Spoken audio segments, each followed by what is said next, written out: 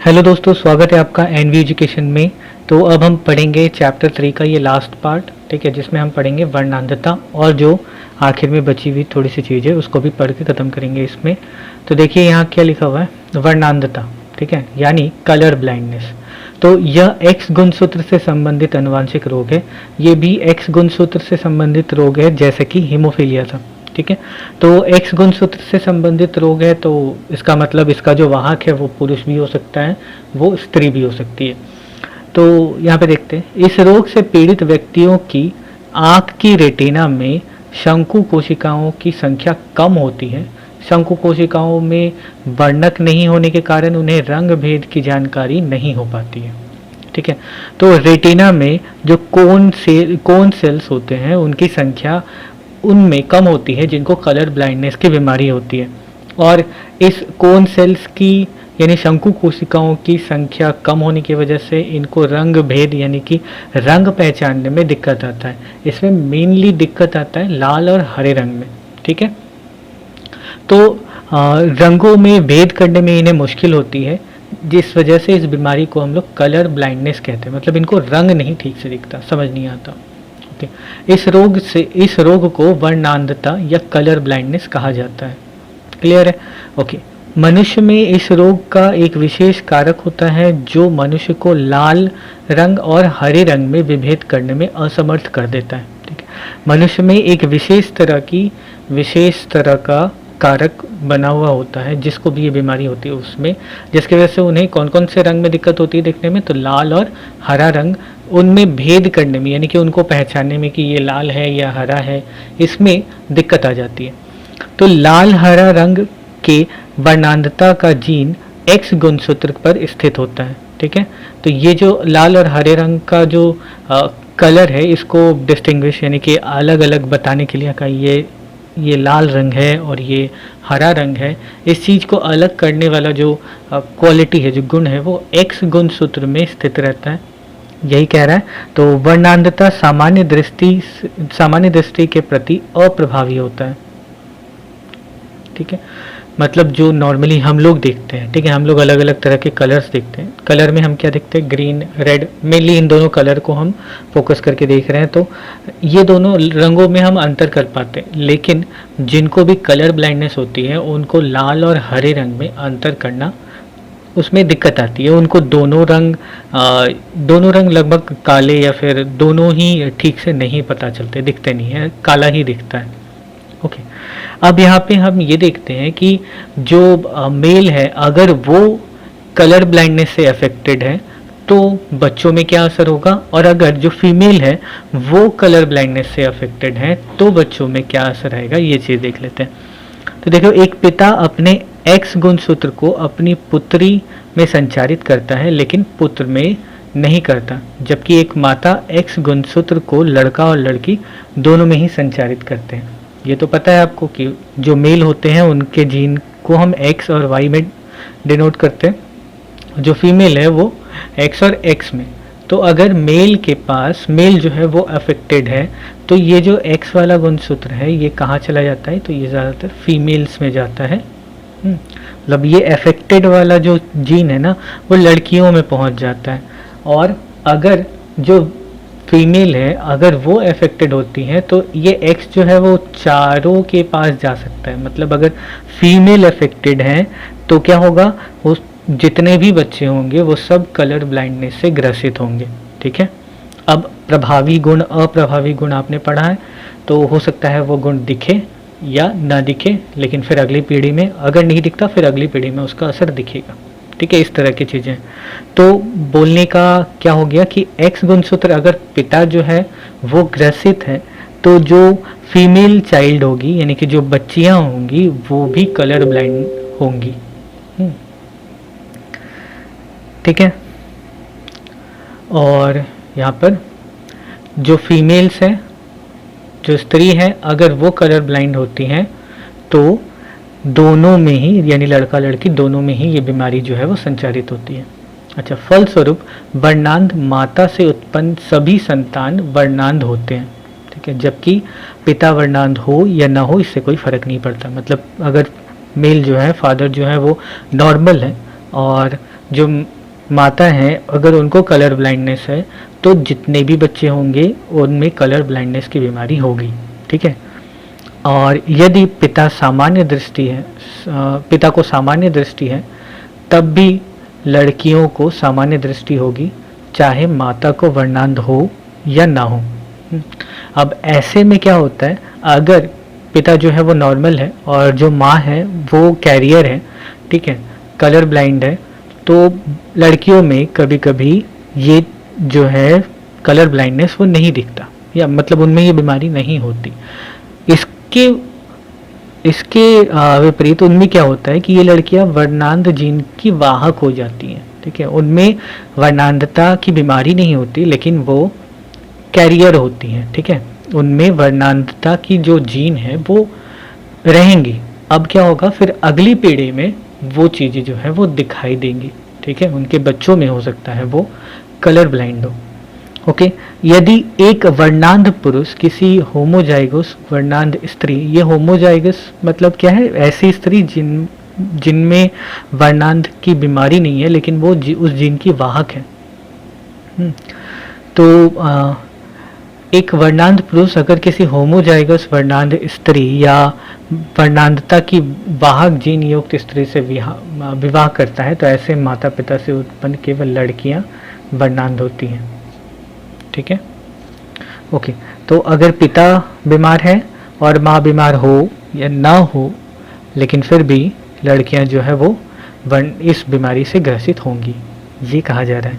Okay, तो clear है, उम्मीद है समझ आ गया होगा। तो चलिए अब इसको आगे बढ़ाते हैं। अब हमारा जो है अगला टॉपिक है ये थैलेसीमिया से बचाव में आनुवंशिक जीनीय काउंसलिंग की भूमिका। अब जेनेटिक काउंसलिंग के बारे में देखिए, अगर कोई भी इस थैलेसीमिया, हेमोफीलिया या वर्णांधता की बीमारी से ग्रसित होता है तो हो सकता है उनकी अगली पीढ़ी भी इससे ग्रसित हो। तो इन चीज़ों से बचाव के लिए उन्हें जो डॉक्टर उससे सलाह लेनी चाहिए, उस तरह की सलाहों को आनुवंशिक काउंसलिंग कहते हैं। और इसकी वजह से क्या होता है कि आने वाली जो पीढ़ी होगी वो स्वस्थ होगी और उनमें ज़्यादा कुछ बीमारियां नहीं होंगी, ठीक है। तो इसीलिए हम डॉक्टर से इलाज किस लिए करवाते, ताकि हम बीमार ना रहें। हाँ, ओके, तो यहाँ पे देखिए क्या लिखा हुआ है, स्वास्थ्य की देखभाल वह क्षेत्र जो आनुवंशिक समस्याओं पर सलाह देकर माता पिता और उनके संतानों को आनुवंशिक अनियमितताओं जैसे थैलेसीमिया, वर्णांधता, हेमोफीलिया इत्यादि रोगों से मुक्त रहने में सहायता करता है, उसे आनुवंशिक काउंसलिंग या जेनेटिक काउंसलिंग कहा जाता है, ठीक है। तो ऐसा क्षेत्र जिसमें आनुवंशिक समस्याओं पर माता पिता सलाह लेते हैं, ठीक है, जिसकी वजह से उनके बच्चों में ये बीमारी ना फैले। तो इसी तरह उस क्षेत्र को, उस पूरे क्षेत्र को हम लोग क्या कह रहे हैं, जेनेटिक काउंसलिंग कह रहे हैं। ओके, तो आनुवंशिक काउंसलिंग में विभिन्न प्रकार की तकनीकों जैसे जैव रसायन यानी बायोकेमिकल, सांख्यिकीय यानी स्टैटिस्टिकल और भौतिकीय यानी फिजियोलॉजिकल तकनीकों के उपयोग से वास्तव में रोगों का पता लगाया जाता है। अतः यह समाज की भलाई में एक प्रमुख भूमिका निभाते हैं। अब इसकी वजह से क्या होता है कि आने वाली जो पीढ़ी है वो बीमारियों से ग्रसित नहीं होती है या फिर कम होती है या उनकी संख्या कम हो जाती है, जिसकी वजह से जो आने वाली पीढ़ियां हैं, जैसी बात है, एक माता पिता से बच्चे, फिर उनसे बच्चे, फिर उनसे बच्चे, इस तरह से कंटिन्यूएशन होता रहता है ना, तो बीमारियां धीरे धीरे ख़त्म हो जाएंगी आने वाले टाइम पे। इस तरह की चीज़ों के लिए ये काउंसलिंग की जाती है। अब देखो यहाँ पे क्या बोल रहा है कि शादी से पूर्व वर वधू या लड़का लड़की को आनुवंशिक काउंसलर से मिलकर थैलेसीमिया तथा अन्य आनुवंशिक रोगों की पहचान कर उचित सलाह लेनी चाहिए। अब जैसे HIV के बारे में बीच में ये था कि अगर मेल या फीमेल में से किसी को HIV है तो शादी से पहले वो जांच करवा लेते थे, जिसकी वजह से एक से बीमारी दूसरे को ना पहुंचे और अगर उनके बच्चे हों तो वो उस बीमारी से ग्रसित ना हो। तो इसीलिए मेडिकल काउंसलिंग जो है वो शादी से पहले लोग करते हैं, ठीक है, जनरली करते हैं। ओके, अब इससे विभिन्न प्रकार के आनुवंशिक रोगों का संचारण उनके संतानों में होने से बचा जा सकता है। ऐसे परिवार जहां थैलेसीमिया रोग का कारक जीन लिंग गुणसूत्र पर उपस्थित हो, मतलब ये रिपोर्ट्स करा लेने के बाद पता चले कि हाँ जो लिंग गुणसूत्र हैं यानी कि एक्स वाई और एक्स एक्स उनमें थैलेसीमिया का रोग जो है वो है, तो वह शादी करने से बचना चाहिए, या फिर ऐसा इस बुक का कहना है, या फिर आनुवंशिक काउंसलर के सलाह के अनुसार उचित कदम उठाने चाहिए। ठीक है, ओके। इससे थैलेसीमिया, वर्णांधता, हीमोफीलिया आदि आनुवंशिक रोगों के संचरण एवं संतानों को इससे बचाया जा सकता है। ठीक, तो वही बात है कि अगर कोई कपल शादी कर रहा हो तो शादी से पहले उनको एक मेडिकल काउंसलिंग करानी चाहिए, बस यहाँ पे ये बोला जा रहा है। ओके, जिसकी वजह से अगर उनमें कोई बीमारी है तो वो आने वाली पीढ़ियों पे ना पहुँचे। ओके, इसके बारे में ही इसमें बताया गया। चलिए, तो कुछ इम्पॉर्टेंट चीज़ें जो ज़्यादा ज़रूरी हैं उसको भी ध्यान रखते हैं। जैसा कि हम लोग जानते हैं कि मनुष्यों में गुणसूत्रों की संख्या कितनी होती है, टोटल 46 होती है या फिर 23 जोड़ा। ठीक है, 23 पेयर्स होता है ना, याद तो है बिल्कुल। चलो, तो क्या आप जानते हैं कि सभी सजीवों में गुणसूत्रों की संख्या निश्चित नहीं होती है। यहाँ पर आपकी किताब में एक लिस्ट बना हुआ है, तो हम अब उसको देखेंगे। इससे पहले एक छोटी सी चीज़ जो जानना चाहिए, अभी तक हम लोगों ने एक्स गुणसूत्र से होने वाली बीमारियों को पढ़ा, वाई गुणसूत्र से भी कुछ ऐसे लक्षण होते हैं जो कि आने वाली पीढ़ी में पहुंचते हैं। अब वाई गुणसूत्र क्योंकि ये मेल्स में ही होता है यानी पुरुषों में ही सिर्फ होता है, तो इसके वाहक जो है अगर इसमें कोई गड़बड़ है तो उसके वाहक केवल और केवल पुरुष होते हैं। ठीक है, तो वाई गुणसूत्र से संबंधित लक्षणों के कारक केवल पुरुष ही संचारित होते हैं। ओके, के कारक पुरुषों से ही संचारित होते हैं। स्त्रियों या लड़कियों में ये नहीं होता, ना ये स्त्रियों में होता है ना ये स्त्रियों से होता है। ठीक है, अब उदाहरण के लिए कर्ण पल्लव पर बालों का उगना। देखोगे लड़कों के कानों के ऊपर जो है ना, कानों पे बाल आ जाते हैं, जैसे दाढ़ी मूंछ आती है ना, वैसे कानों पे भी बाल आते हैं जैसे सिर पे आते हैं। तो ये जो है ये गुण भी वाई गुणसूत्र के कारण ही होता है, ये चीज़ें। अच्छा, नक्शेदार गंजापन, पैटर्न बैडनेस केवल पुरुषों में ही पाया जाता है। आजकल हेयर फॉल की बीमारी बहुत ज़्यादा हो रही है ना। अच्छा, क्योंकि इस लक्षण का कारक वाई गुणसूत्र है, जिसकी वजह से ये सिर्फ जो है नर एक दूसरे में स्थानांतरित करते हैं, एक दूसरे में नहीं, मतलब पिता से पुत्र में जाता है, फिर पुत्र से उसके पुत्र में जाता है, इस तरह से चीज़ें चलती रहती हैं। ओके, तो उम्मीद है ये समझ आया। अब बढ़ते हैं अगली चीज़ की तरफ, जहाँ पे हम ये देखेंगे कि गुणसूत्रों की संख्या क्या होती है। देखो, आपको कुछ याद रखने हैं, बाकी ज़रूरत नहीं पड़ता। ठीक है, तो ऐसे एक बार पढ़ लेते हैं। जैसे एस्केरिस, ये आपने पेट के कीड़े के बारे में सुना होगा। ठीक है, तो वही है टेप वर्म, इसी का ही नाम एस्केरिस है।